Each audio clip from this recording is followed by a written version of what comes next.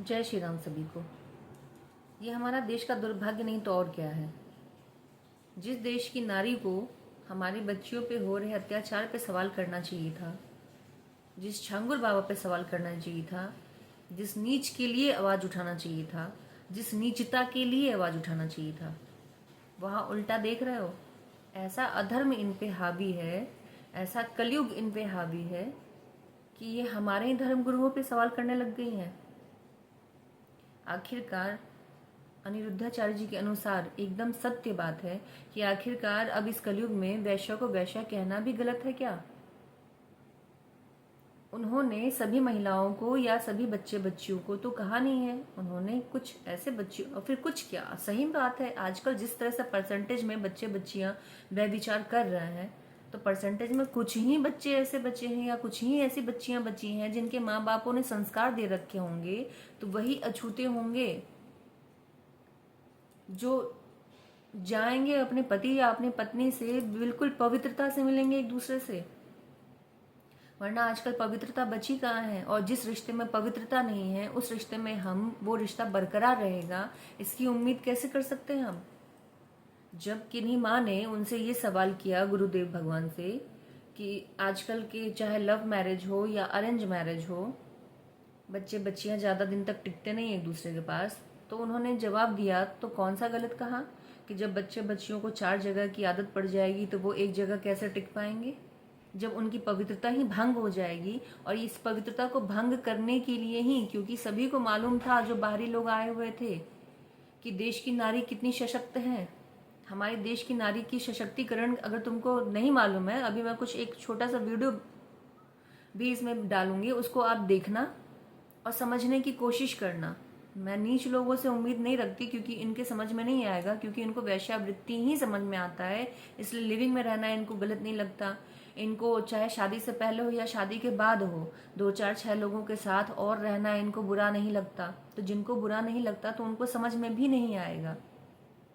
बाकी जो पेरेंट्स अपने बच्चियों को संभाल के रखना चाहते हैं, बच्चियां ही और बच्चों को दोनों को संभाल के रखना चाहते हैं, उनके लिए भी वीडियो काम आएंगे। और जो लोग सवाल करते हैं कि हमारी देश की नारियां ऐसी थी वैसी थी, उन पर इतने अत्याचार ये वो, अब आज जाकर के नारी जो है फिर से विकसित हुई हैं नारी सशक्तिकरण के लिए, तो हाँ ठीक है, नारी सशक्तिकरण के लिए काफ़ी सारी महिलाएं बाहर आई हैं इस बीच में क्या, यानी कि गुलामी के बाद से, जब से मुगल आए थे, जब से ये अंग्रेज आए थे, उसके बाद से तो हमारी नारियों की वास्तव में जो दुर्गति हुई थी वो किसी देश में भी नहीं देखी गई होगी। जो कि पहले ये किसी बाहरी देशों में वहाँ की नारियों की कोई वैल्यू नहीं थी। और आज भी इतना सब कुछ उनका देश में मतलब कि लोगों ने अपनाया। इनको पता नहीं क्यों विदेशी कल्चर बड़ा पसंद आता है, विदेशी रहन सहन बड़ा पसंद आता है, वहाँ की बोली भाषा इनको बड़ा पसंद में आता है। इनको जो है अंग्रेजी ही बोलना है। देश में आखिर में यही तो हुआ था, हिंदी तो विलुप्त ही होती चली गई थी। अगर कुमार विश्वास जी जैसे लोग ना होते तो हिंदी तो आजकल के बच्चे मुझे लगता है कि वो जानते भी ना। इस हिसाब से लोगों ने अंग्रेजी भाषा को इतना ऊंचा दे दिया था, हिंदी भाषा तो गायब ही हो गई थी। मातृभाषा से वो कब ऐसी आम भाषा हो जाती पता भी ना चलता। कुछ 2 4 महापुरुषों की वजह से ही बचे हुए हैं तो बचे हुए हैं। बाकी रही बात हमारे देश की महिलाओं के आज़ादी छीनी जा रही है, तो इसमें आज़ादी की कहाँ से बात आ गई। किसने, उन्होंने तो ये तो नहीं कहा कि आज के बाद से बच्चियों को घर से बाहर नहीं निकालना, उनको किसी से बात नहीं करने देना, या उनको किसी भी क्षेत्र में मत भेजना जिस क्षेत्र में उनको प्रगति करना हो या उनको पसंद हो। ऐसा तो उन्होंने कहीं नहीं कहा। उन्होंने उस सवाल का जवाब ही तो दिया था। और फिर रही बात अनिरुद्धाचार्य जी की, तो उनसे भी जिस हिसाब से सवाल किया जाएगा तो उन्होंने कौन सा ऐसा गलत किया। और आजकल के बच्चे जो बाहर पढ़ने जाते हैं उसमें वास्तव में आधे से ज़्यादा बच्चे बच्चियां लिविंग में रहकर आते हैं। इसमें उन्होंने कौन सा गलत क्या दिया था। और मिर्ची भी उन्हीं को लगती है जो उसी राह पे चलते हैं, बाकी किसी को बुरा नहीं लगता। वो जहाँ तक कि सोचने लगते हैं कि कल को मेरे बच्चे बच्चियां बाहर जाएंगे तो कहीं ऐसा ना हो कि वो भी ऐसे हो जाए। वो समझाने लगते हैं अपने बच्चों को कि देखो कहीं ऐसा ना तुम लोग करना।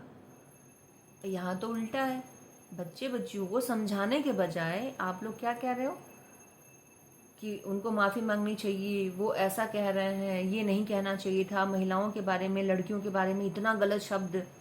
वहाँ छांगुर बाबा ने हमारी बच्चियों का धर्मांतरण के साथ साथ में लाखों रुपए में जब वो बेच रहा था भेड़ बकरियों की तरह, तब तुम्हारे मुंह से एक शब्द नहीं निकले थे।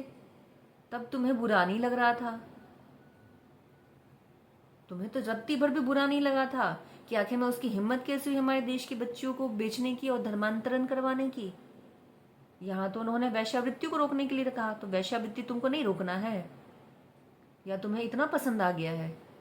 और फिर रही बात, पसंद तो आएगा ही ना। इस महंगाई की दुनिया में तुमको जीना तो बड़े ही ऐशो आराम के साथ में है, तो फिर यूं तो नहीं आएंगे पैसे तुम्हारे पास में।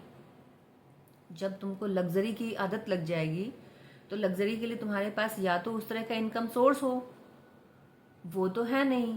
तो फिर इनकम सोर्स जब नहीं है तो तुम वैश्यावृत्ति पे ही उतारू हो जाओगी, चाहे वो नेहा सिंह राठौर हो और चाहे वो खुशबू पटानी हो, या फिर तुमको आज़ादी के नाम पर में यदि अपने जिस्म ही दिखाने हैं और अपने जिस्म ही बेचने हैं, तो मुबारक हो ऐसी आज़ादी तुमको। मैं तो प्रयास करूंगी कि मेरे घर तो घर, मेरे आसपास के जितने भी बच्चे बच्चियां हैं वो इस तरह की आज़ादी ना लेने की कोशिश करें। वो अपनी पाबंदियों में ही ठीक है, और वो पाबंद ही रहें तो ज़्यादा अच्छा है।